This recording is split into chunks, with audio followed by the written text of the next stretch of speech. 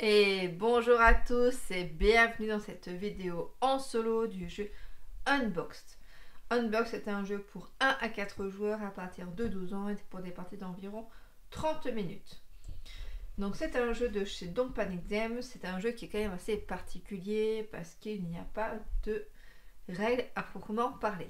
Nous allons justement devoir les construire, les découvrir, parfois les supposer, par rapport à des éléments de jeu que nous avons. Heureusement, nous avons quand même quelques indices qui peuvent nous mettre sur la piste.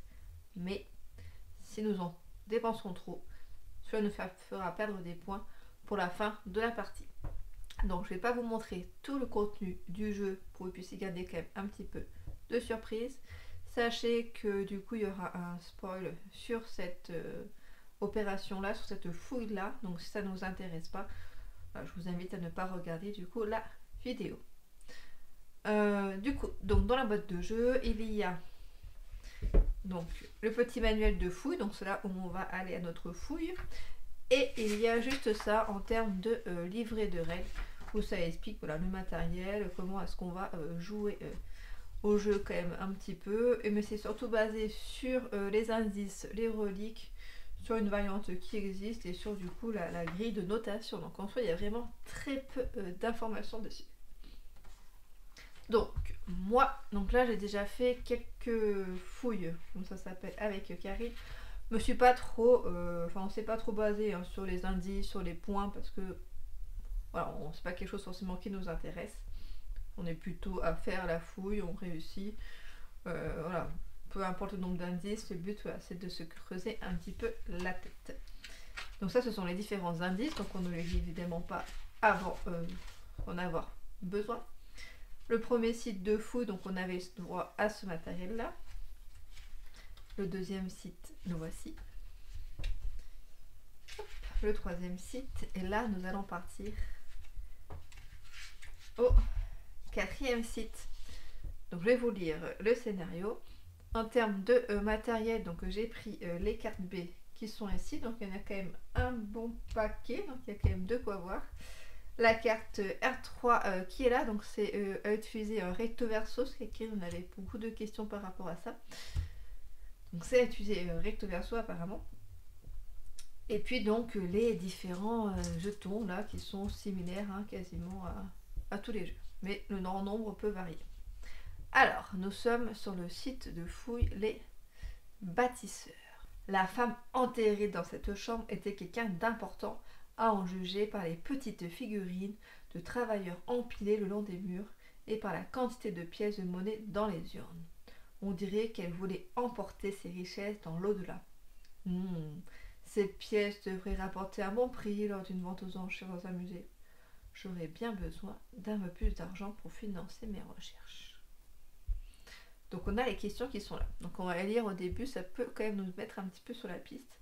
Et la petite loupe, ça indique à quel indice on doit se référer. Pour la mise en place du jeu, comment les cartes sont-elles distribuées? Que font les joueurs à leur tour?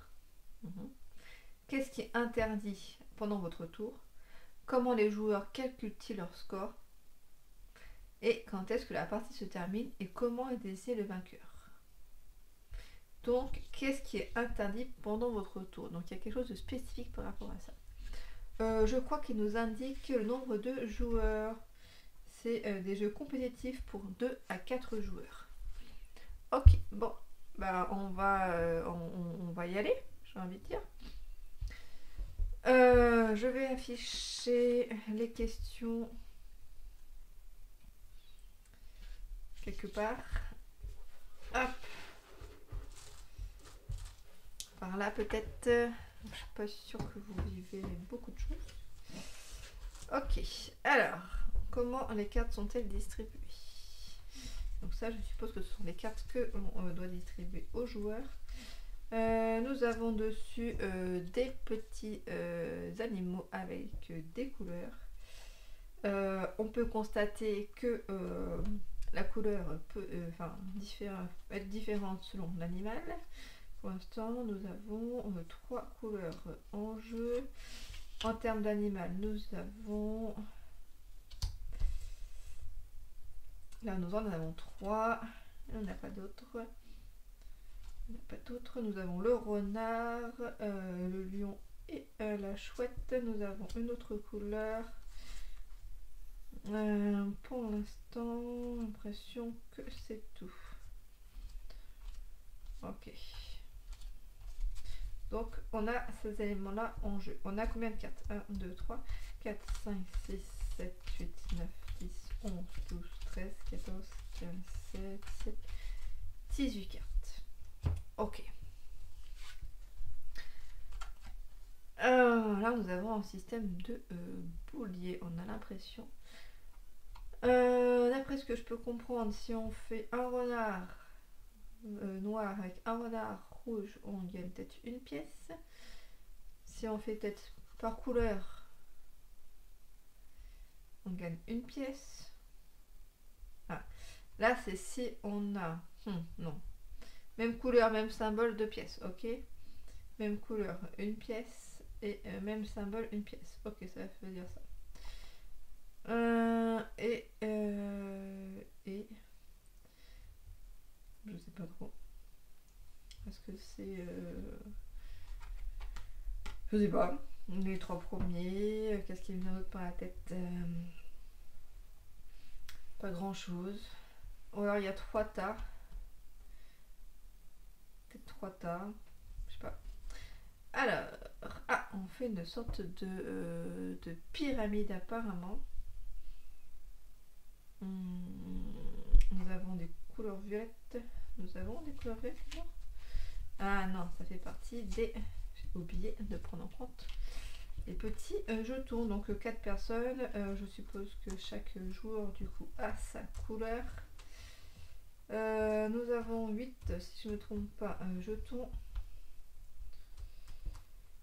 C'est cela, oui, hop.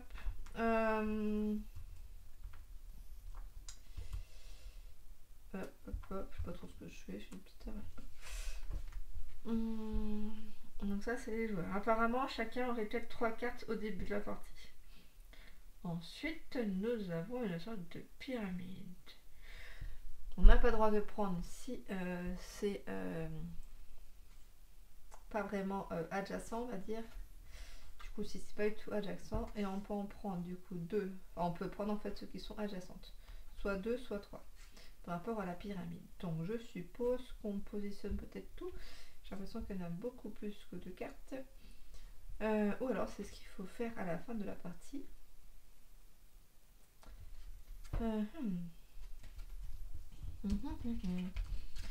Est-ce qu'on peut réussir à reproduire ce schéma-là? 1, 2, 3, 4, 5, 6, 7. Il y en a 7 en bas. Donc je suppose que c'est peut-être face cachée. 1, 2, 3, 4, 5, 6, 7. Après 2, 4, 6. 1, 2, 3, 4, 5, 6. Ensuite, j'en ai largement pas assez. 1, 2, 3, 4, 5. Il m'en reste 5.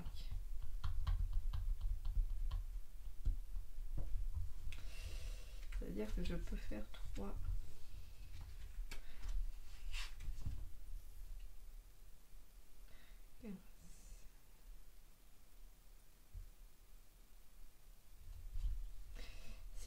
Chaque joueur a 3 cartes en main.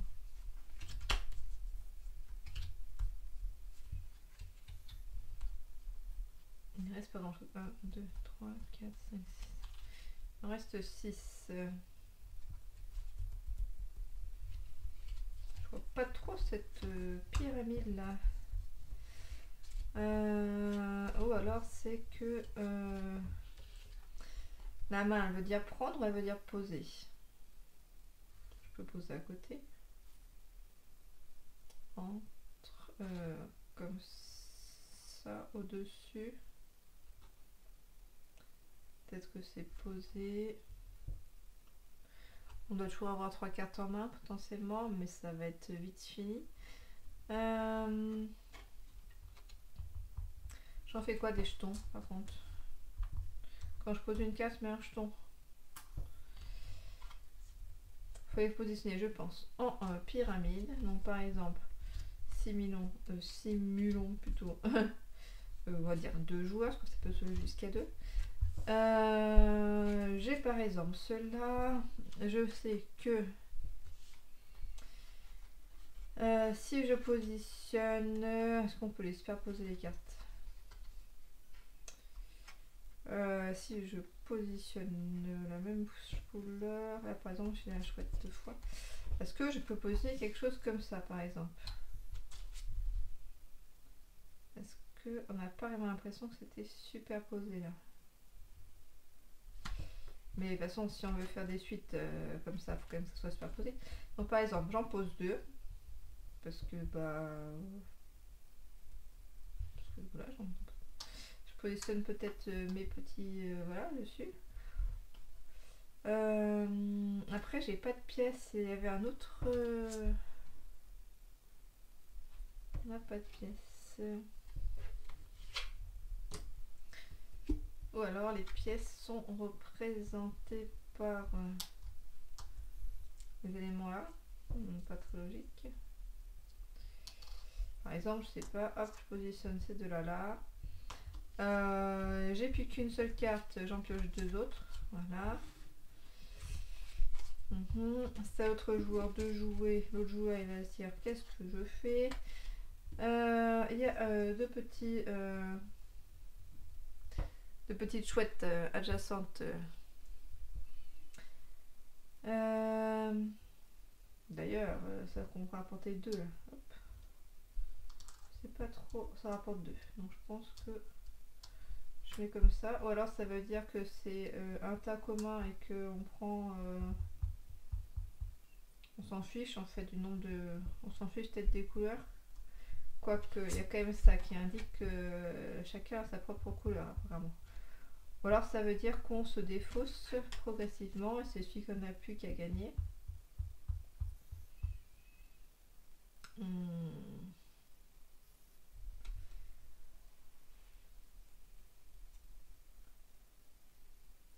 Qu'est-ce que ça signifie ça? 3 étages on dirait.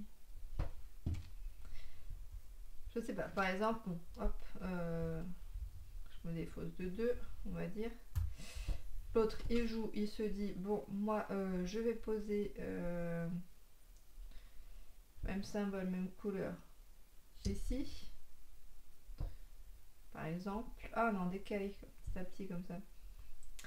Et il se dit, bah là du coup, est-ce que ça marche comme ça? Ou alors ça marche que dans ce sens.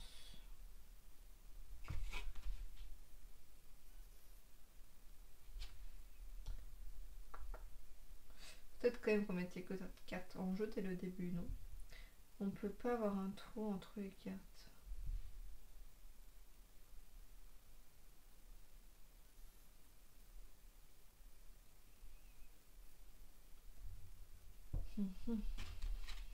Là, je pense que ça marche quand même dans tous les sens. Peu importe. Hop, du coup, lui, ça fait les 2 chouettes. Mais après, ça fait aussi là, je pense. Voilà, ça fait rien du tout. Par contre, mais potentiellement, ça aurait peut-être pu faire quelque chose. Je sais pas, il pioche parce qu'il manque une carte. Ok. Après, c'est à moi, je joue. Je me dis, oh là là là, qu'est-ce que je fais? Même couleur. Est-ce que je repose dessus? Est-ce que je peux poser à côté? Là, je crois que je peux pas poser comme ça. Si je peux poser à côté, mais est-ce que je peux poser à côté s'il n'y a rien qui est déjà dessous? Est-ce que je peux positionner dessous? Hop. Comme ça. J'ai la même couleur. J'en dépense 2. J'en repioche 1. Mais bon, là, du coup, on est à 4. Mais si on. Enfin, on est à 2, mais si on joue à 4, il restait que 5 cartes. On est vite fini la partie. Du coup, c'est peut-être pas vraiment ça.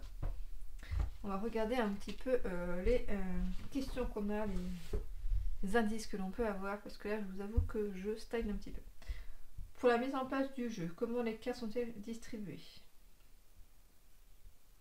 Comment les cartes sont-elles distribuées? Pourquoi? Comment? J'aurais dit 3 chacun. Après, peut-être qu'on fait quelque chose comme ça, je sais pas. Je tirais 3 cartes chacun. Que font les joueurs à leur tour? Ils posent. Ils prennent.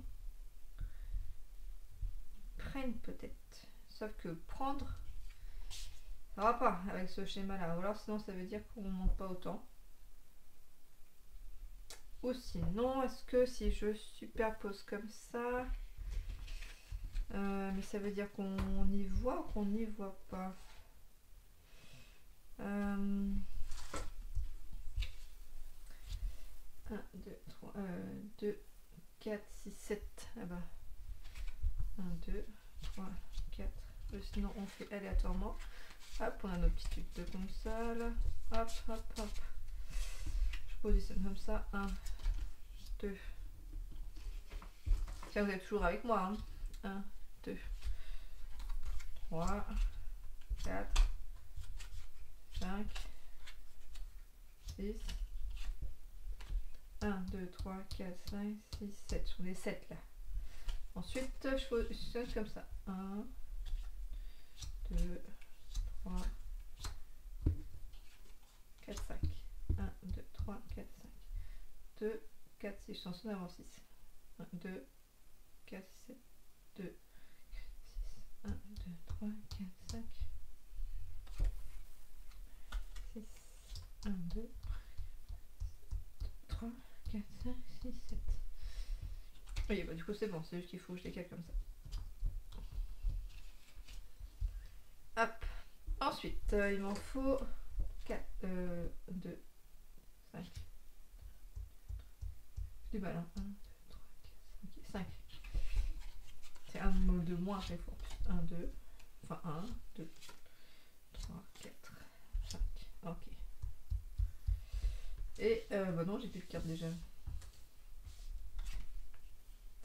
J'aurais pu compter, hein, mais j'aime bien essayer plutôt. Ça marche pas ça. Ça marche pas du tout.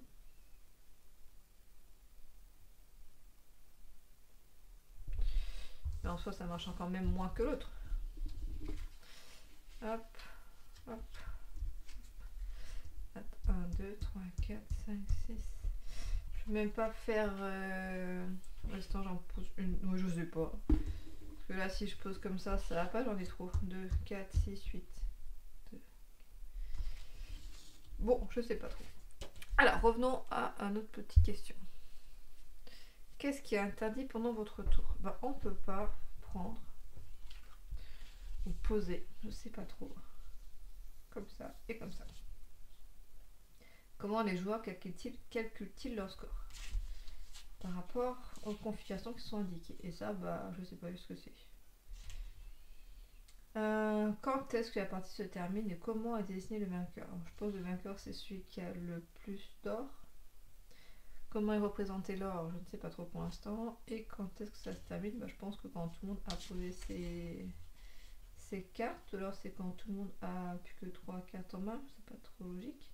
Ou quand tout le monde a récupéré 3 cartes, mais c'est un peu trop rapide aussi. On va voir pour la mise en place. Du coup, je vais au 45. Au 45, au 45. Les pictogrammes indiquent les outils dont 4 constructeurs auront besoin. Ouais.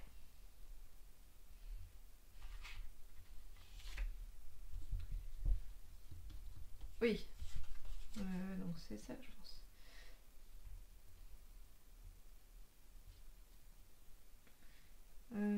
C'est pas face cachée, face visible peut-être.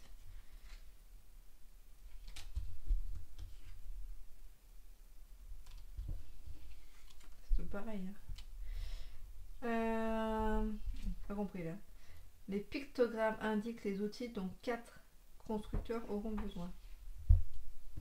Oui, bah je suppose 3, 4 et puis les pions. Que font les joueurs à leur tour? On pose une carte. Qu'est-ce qui est interdit? Donc ça, on sait à peu près. Comment les joueurs calculent-ils leur score? Regardez le 64. Ça n'a pas trop aidé hein, cette question sur la... la mise en place. Donc le score, on a dit par rapport aux pièces, par rapport aux jetons, je suppose. Après, c'est pas vraiment représenté par des jetons.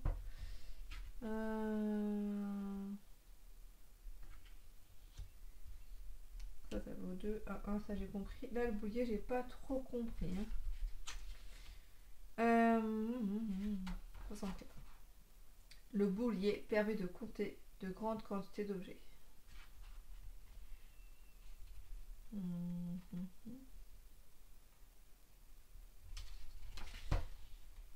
Ouais, je vous avoue que je suis un petit peu débutatif. Bon, bah, je vais dire les autres indices parce que. Que font les joueurs à leur tour? 34. Je vous avoue que là, j'ai du mal. 34. La pyramide est construite pierre par pierre. Donc ça, j'avais quand même un petit peu compris en fait. Donc,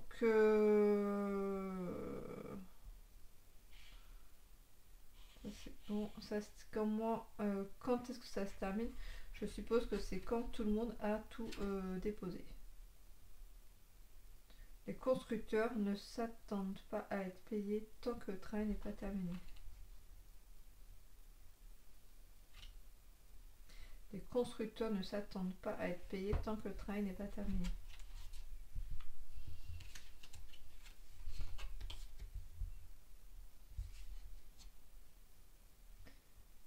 On a tout posé et après on calcule les scores. Bon, écoutez, nous allons lire la réponse. Pour la mise en place du jeu, comment les cartes sont-elles distribuées? Chaque joueur reçoit 3 cartes du paquet qui a été mélangé au préalable. Placez ensuite le paquet face cachée à un endroit accessible à tous. Ok, pour ça j'ai plus ou moins compris. Hein. On avait nos cartes et qu'on piochait. C'était une des options. Soit c'était ça, soit on les posait avant, mais ça rentre pas. Du coup, je m'étais plutôt dit que c'était une pioche. Que font les joueurs à leur tour? Placer une carte face visible à l'intérieur du contour de la pyramide et tirer ensuite une carte. On pose une carte, on en prend une. Ok.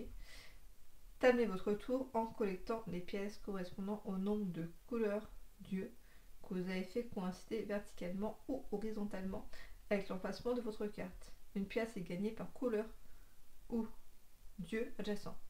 Les 2 pièces sont gagnées par couleur et d'yeux adjacent. Ok. Donc ça j'avais un petit peu compris aussi. Donc on place. Après j'avais pas trop compris que c'était une seule carte. Mais du coup on positionne une carte. En soi, à chaque fois ça montrait une carte précisément.